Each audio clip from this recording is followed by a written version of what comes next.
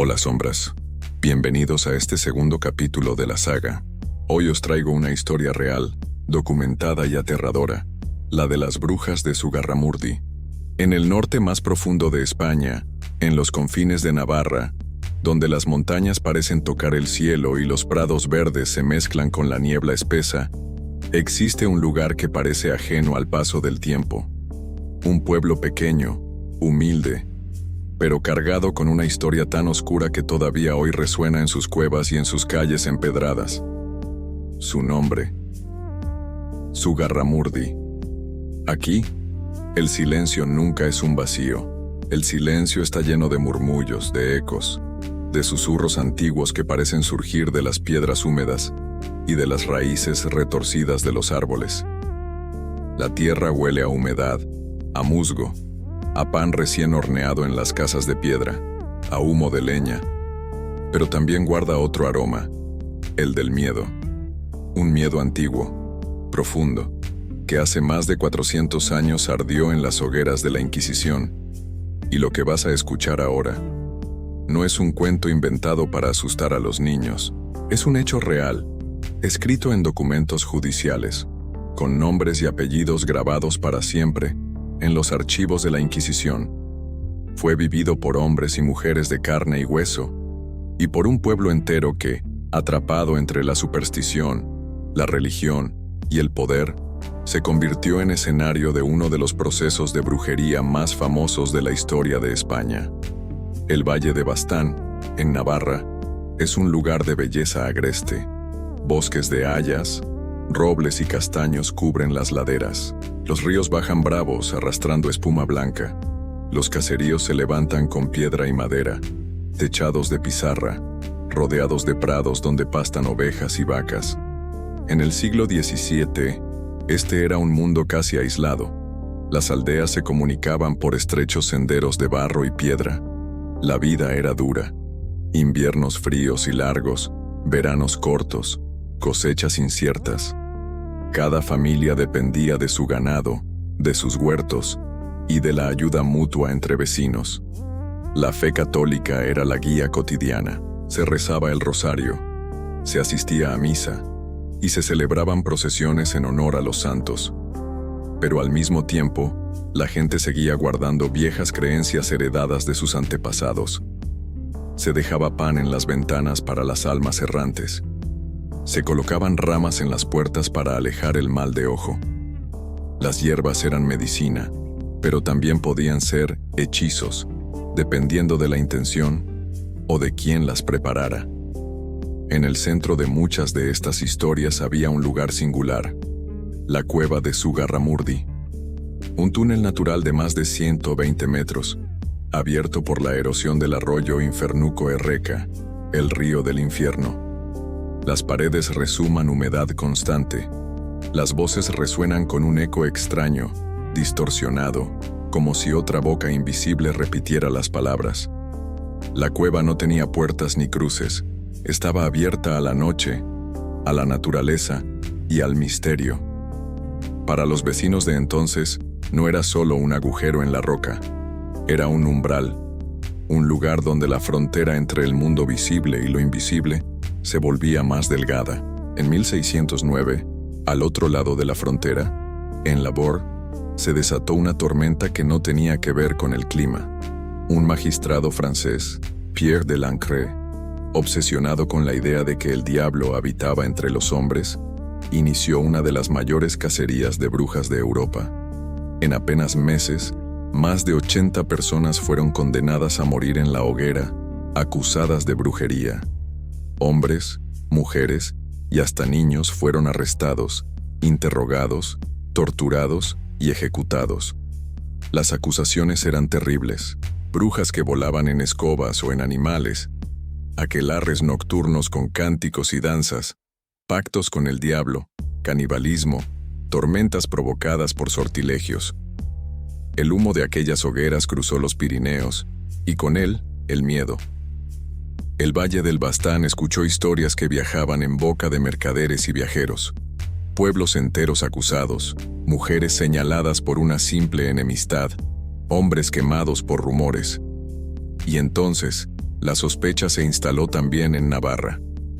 En Zugarramurdi, las reuniones nocturnas entre pastores comenzaron a verse con recelo. Una mujer que recogía hierbas medicinales ya no era solo curandera, podía ser bruja.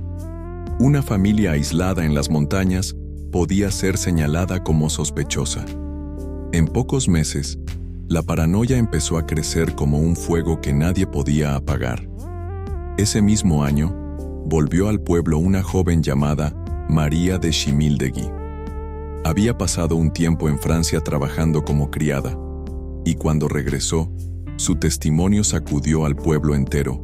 María decía haber presenciado reuniones nocturnas en los bosques, presididas por un macho cabrío gigantesco. Contaba que había bailado bajo la luna, desnuda, rodeada de hombres y mujeres entregados al diablo, que había bebido vino mezclado con sangre en cálices de madera.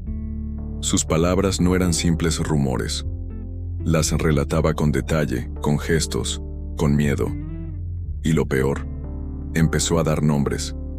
Señaló a vecinas, a conocidas, incluso a mujeres con las que compartía banco en la iglesia.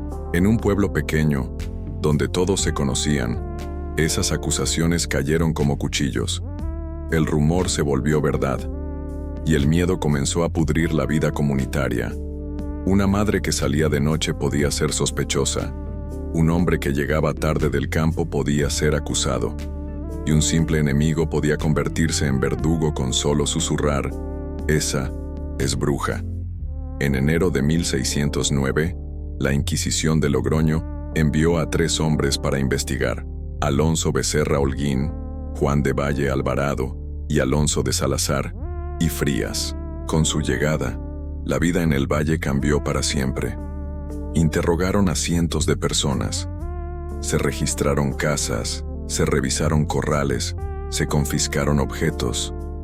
Muchos vecinos, sometidos a tortura, confesaron lo que fuera necesario para que el dolor terminara. Decían haber preparado ungüentos con grasa de niños muertos, haber volado por los aires, haber participado en aquelarres en la cueva, con tambores, flautas y danzas frenéticas. Cada confesión alimentaba la siguiente, y así, las cárceles se llenaron de hombres, mujeres y hasta adolescentes acusados de brujería. El pueblo entero vivía bajo un clima de sospecha y terror. El 7 y 8 de noviembre de 1610, en Logroño, se celebró un auto de fe que quedaría en la historia. Miles de personas acudieron a ver el espectáculo. 31 acusados fueron exhibidos ante la multitud. 6 fueron condenados a morir en la hoguera: María de Chachute, María de Arburu, María Bastán, Graciana Charra, Petri de Juan Gorena y Domingo de Zubildegui. 5 más, que ya habían muerto en prisión, fueron quemados en efigie, representados por muñecos. Los demás recibieron castigos de destierro o fueron obligados a llevar sanbenitos, hábitos infamantes que los marcaban para siempre. Esa noche, las hogueras iluminaron el cielo, y el humo no solo se llevó cuerpos, se llevó también la inocencia del valle. No todos los inquisidores pensaban igual. Tras el auto de fe, Alonso de Salazar y Frías recorrió el valle sin torturas ni amenazas. Escuchó con calma, observó con atención. Pronto descubrió que muchas confesiones eran contradictorias, imposibles, fruto del miedo o del dolor. Su informe fue claro y contundente. No existían pruebas reales de brujería.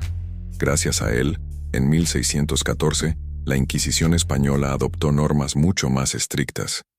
Desde entonces, casi no volvieron a dictarse condenas a muerte por brujería en España. Hoy, la cueva de Zugarramurdi sigue en pie.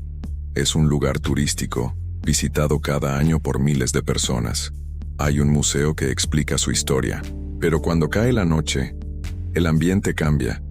Algunos visitantes aseguran haber escuchado risas, tambores, cánticos que resuenan entre las piedras. Quizá sea el viento jugando entre las rocas, o quizá algo quedó atrapado allí, siglos atrás.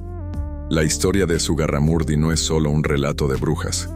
Es un recordatorio del poder destructivo del miedo. Es la prueba de que la superstición, cuando se mezcla con la intolerancia y con el poder, puede encender hogueras muy reales y nos enseña que aunque los siglos pasen, las piedras y las cuevas nunca olvidan. Zugarramurdi aún habla. Y hasta aquí esta historia. Una historia que no es solo pasado, sino también una advertencia, porque nos recuerda lo peligroso que puede ser el miedo y la superstición cuando se mezclan con el poder, que sirva para reflexionar y para no olvidar. Gracias por acompañarme una vez más. Si os ha gustado, dejad vuestro like, compartidlo y suscribíos para seguir descubriendo conmigo nuevos misterios. Hasta siempre, sombras.